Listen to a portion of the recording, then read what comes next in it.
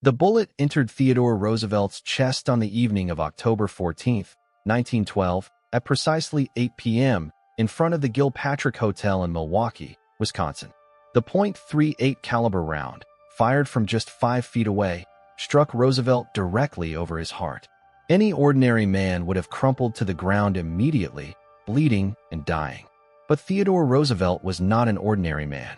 The former president, at age 53, stood in his open car, felt the impact of the bullet, coughed into his hand to check for blood in his lungs, and then did something that defied all reason and medical advice. He insisted on delivering his scheduled campaign speech. For the next 90 minutes, with a bullet lodged in his chest cavity, blood slowly seeping into his shirt, Roosevelt spoke to a crowd of thousands about his vision for America. The question that echoes through history is not merely how Roosevelt survived being shot, but what kind of man decides that a political speech is more important than seeking immediate medical attention for a gunshot wound to the chest? What does this moment reveal about courage, obsession, duty, and the terrifying thin line between heroism and madness? To understand the man who refused to let an assassin's bullet stop him, we must first understand the force of nature that was Theodore Roosevelt. Born in 1858 to a wealthy New York family, young Theodore was a sickly, asthmatic child who suffered from debilitating health problems that left him weak and vulnerable. His father told him, "You have the mind, but you have not the body, and without the help of the body, the mind cannot go as far as it should. You must make your body." Roosevelt took this advice with the fanatical intensity that would characterize his entire life. He transformed himself through sheer willpower, spending hours lifting weights, boxing, wrestling, riding horses, and pushing his body to its absolute limits. He became obsessed with what he called the strenuous life, the belief that vigorous physical activity and constant challenge were essential to developing character and strength. This self-transformation shaped everything about Roosevelt's personality. He became a man who seemed incapable of moderation, who approached every aspect of life with explosive energy.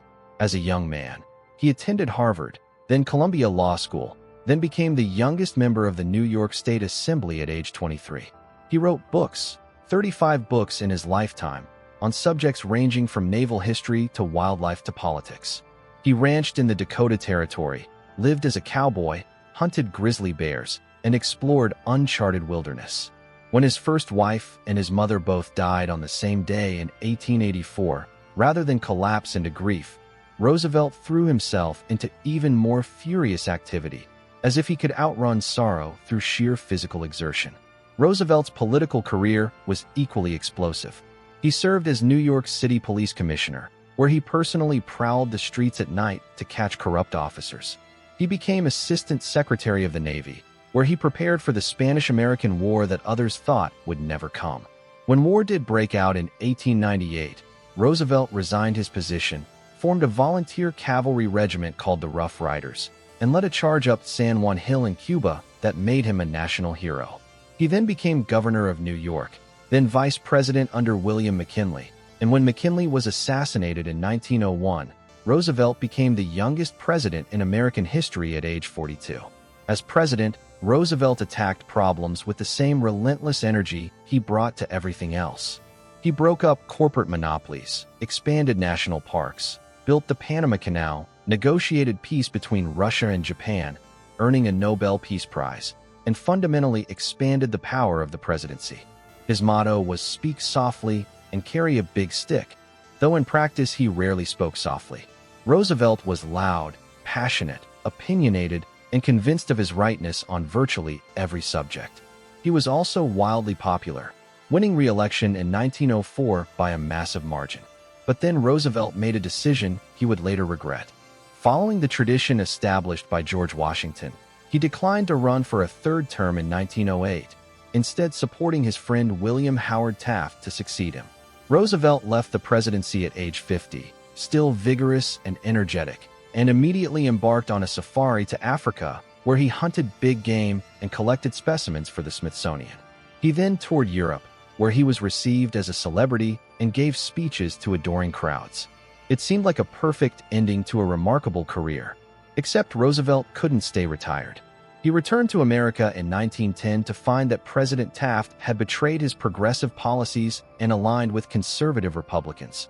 Roosevelt felt that everything he had worked for was being undone. He grew increasingly bitter and frustrated watching from the sidelines as Taft pursued policies Roosevelt opposed.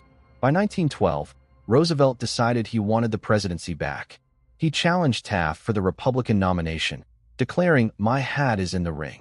When Republican Party bosses denied him the nomination despite Roosevelt winning most of the primaries, he bolted from the Republican Party and formed his own progressive party, nicknamed the Bull Moose Party, after Roosevelt declared he felt as strong as a bull moose. This split between Roosevelt and Taft guaranteed that the Democratic candidate, Woodrow Wilson, would win the presidency. Everyone knew this. Roosevelt knew this.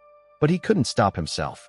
He believed so completely in his progressive vision, regulating corporations, protecting workers, conserving natural resources, expanding democracy, that he had to fight for it even if victory was impossible. Roosevelt embarked on an exhausting campaign schedule, giving speeches in dozens of cities, shaking thousands of hands, speaking with his characteristic passionate intensity about the need to transform American politics. It was this campaign that brought Roosevelt to Milwaukee on October 14, 1912. He was scheduled to speak at the Milwaukee Auditorium that evening. Roosevelt was traveling with a small entourage that included his stenographer, Albert Martin, and his personal physician, but not much in the way of security. Former presidents did not receive Secret Service protection in 1912. Roosevelt was essentially traveling as a private citizen who happened to be running for president. He was staying at the Gilpatrick Hotel, and as he left the hotel for the auditorium, a crowd gathered to see him.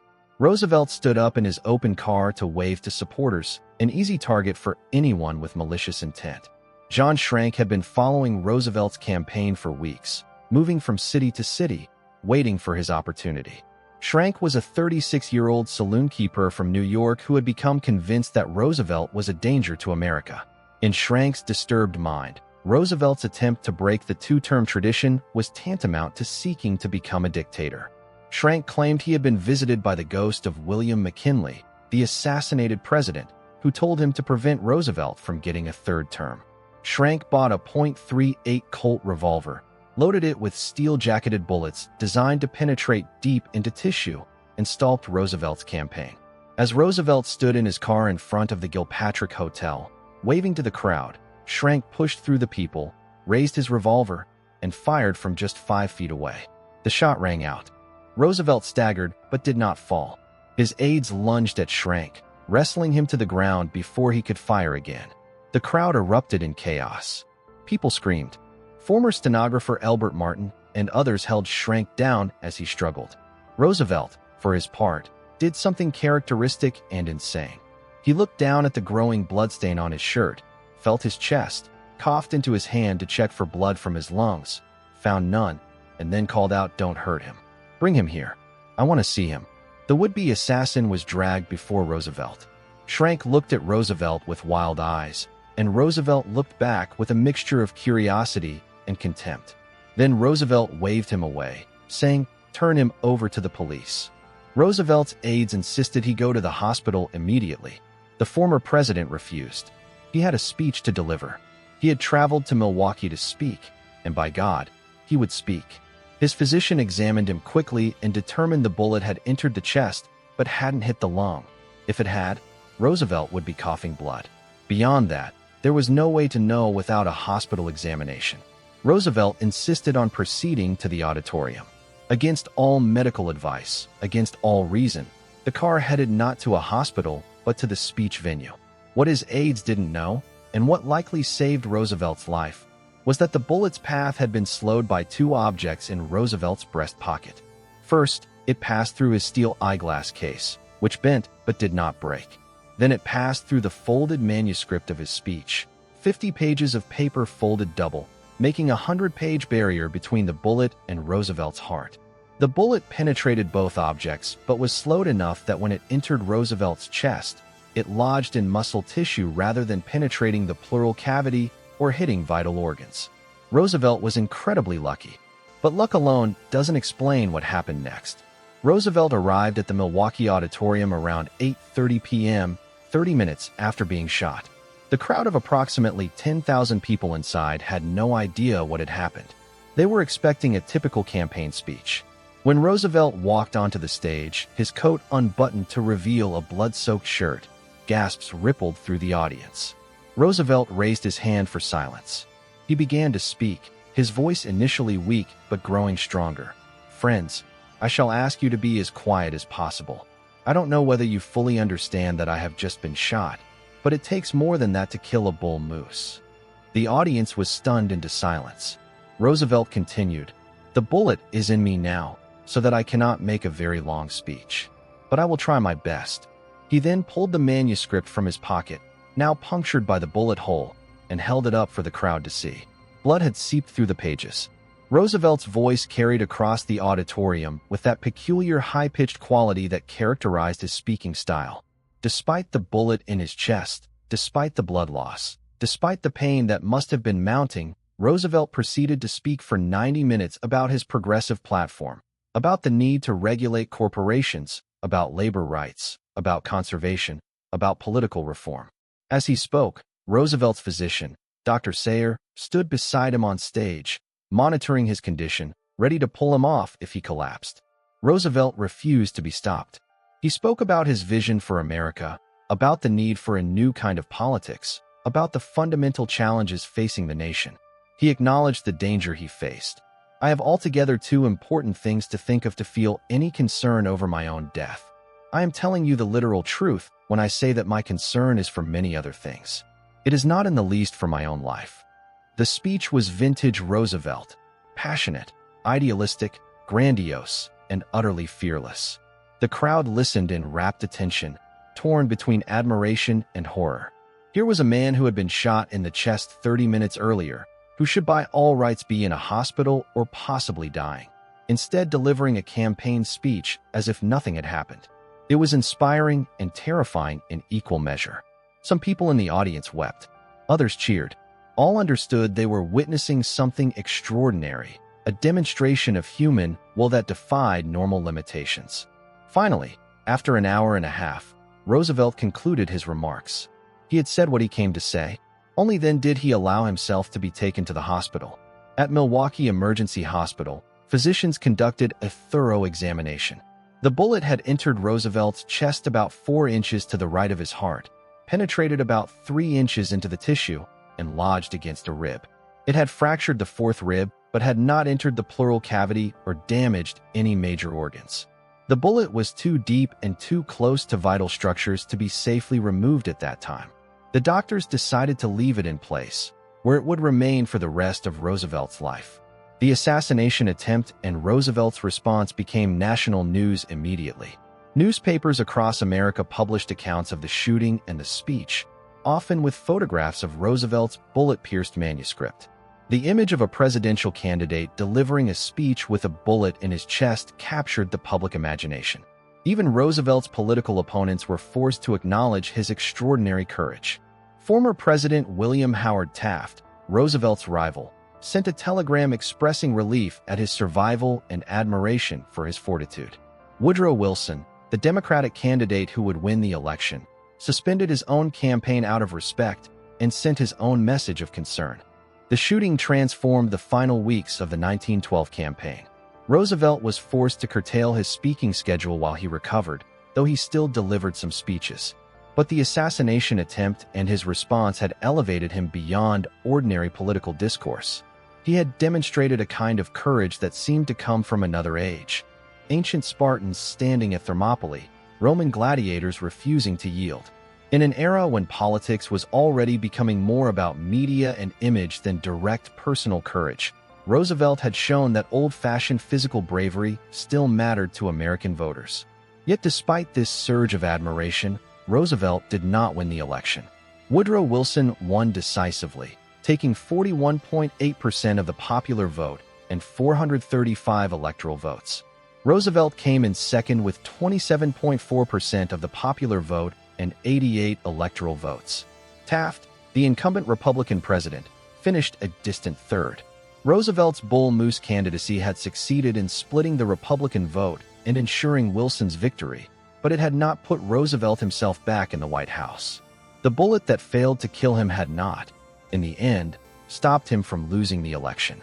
All his courage, all his will, all his passionate speeches could not overcome the mathematics of a divided conservative vote.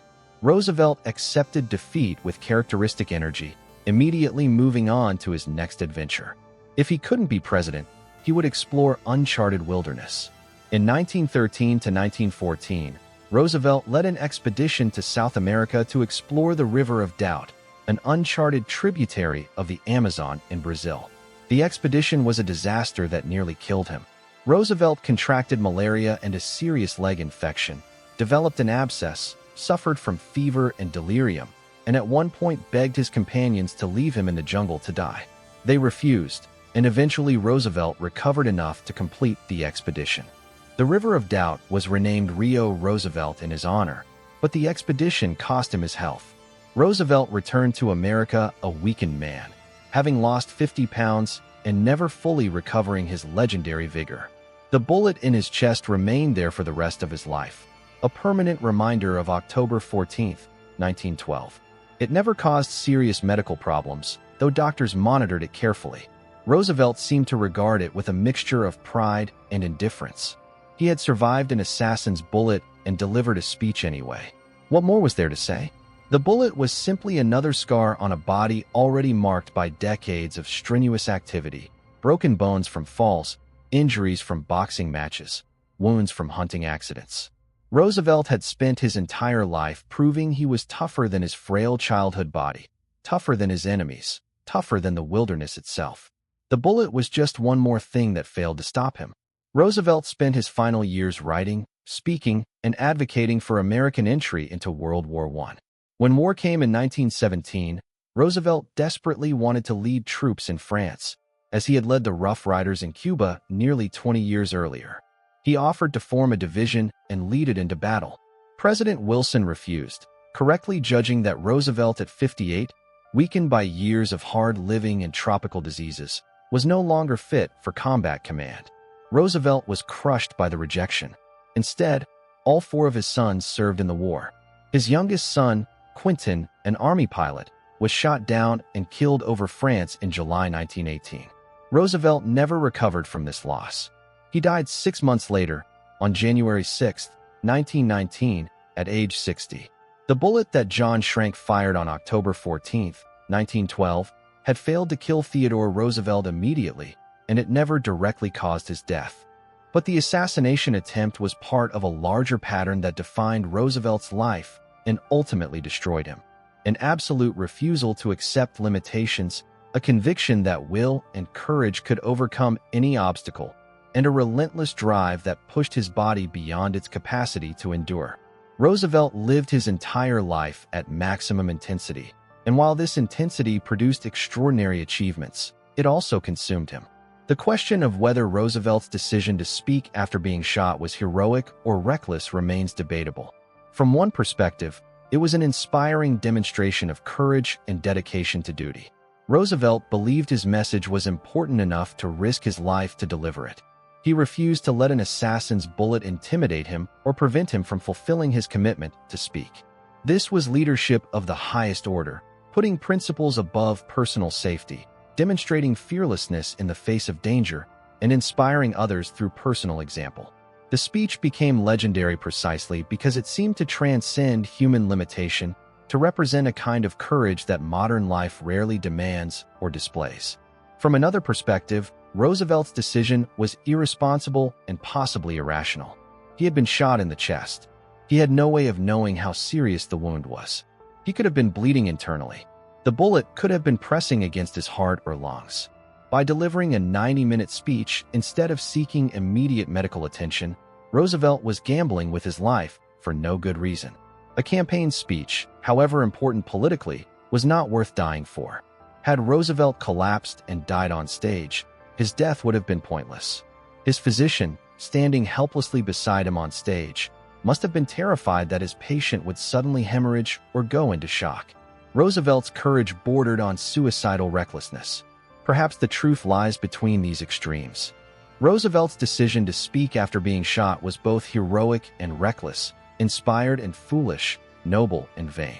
It perfectly encapsulated his personality: the refusal to accept limitations, the absolute confidence in his own judgment, the need to prove himself constantly, and the conviction that will could triumph over physical reality.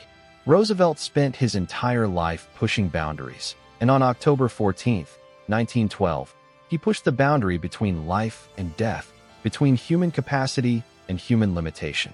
He survived, but only barely, and only through a combination of luck, the eyeglass case and manuscript, and extraordinary constitution. The legacy of that night extends beyond Roosevelt himself. The image of a presidential candidate delivering a speech with a bullet in his chest has become part of American political mythology. It represents an era when politics seemed more physical, more dangerous, and somehow more authentic than the carefully managed and security-protected campaigns of the modern age. No contemporary politician would be allowed to speak after being shot. Secret Service agents would have evacuated them to a trauma center immediately, regardless of their protests. The very idea of a wounded presidential candidate addressing a crowd seems to belong to a different, more elemental time. Yet Roosevelt's example also reveals the dangers of valorizing toughness and physical courage above prudence and common sense. Roosevelt's lifelong obsession with proving his masculinity and toughness often led him to take unnecessary risks and push his body beyond healthy limits. His Amazon expedition, undertaken at age 55 when he should have been slowing down, nearly killed him and contributed to his early death. His insistence on maintaining a strenuous lifestyle into his late 50s, despite multiple injuries and illnesses, wore out his body. Roosevelt died at 60. His father had died at 46, yet his siblings lived into their 70s and 80s. Roosevelt's strenuous life was also a shortened life. The bullet that failed to stop Theodore Roosevelt on October 14, 1912, ultimately didn't need to stop him. Roosevelt's own relentless drive, his refusal to acknowledge limitations, his need to constantly prove himself, these forces were destroying him more effectively than any assassin's bullet could. The speech in Milwaukee was a microcosm of his entire life: spectacular, courageous, inspiring, and ultimately unsustainable. Roosevelt burned brightly and died young, leaving behind an enormous legacy, but also a cautionary tale about the cost of living without limits. When John Schrank was captured that night in Milwaukee, he was found to have written a manifesto explaining his actions. He believed he was saving the Republic from a would-be tyrant. He was declared insane and spent the rest of his life in mental institutions, dying in 1943. The man he tried to kill, Theodore Roosevelt, remained a larger-than-life figure in American memory: adventurer, reformer, warrior, president, and the man who delivered a speech with a bullet in his chest. The bullet failed to stop Roosevelt that night in Milwaukee, but nothing could have stopped Roosevelt except Roosevelt himself, and he never learned how. That was both his greatest strength and his ultimate weakness, the quality that made him magnificent and that ultimately killed him. The bullet in his chest remained until his death, a small piece of metal lodged near his heart, a permanent reminder of the night when courage and recklessness became indistinguishable, and a man refused to let even an assassin's bullet prevent him from speaking his truth.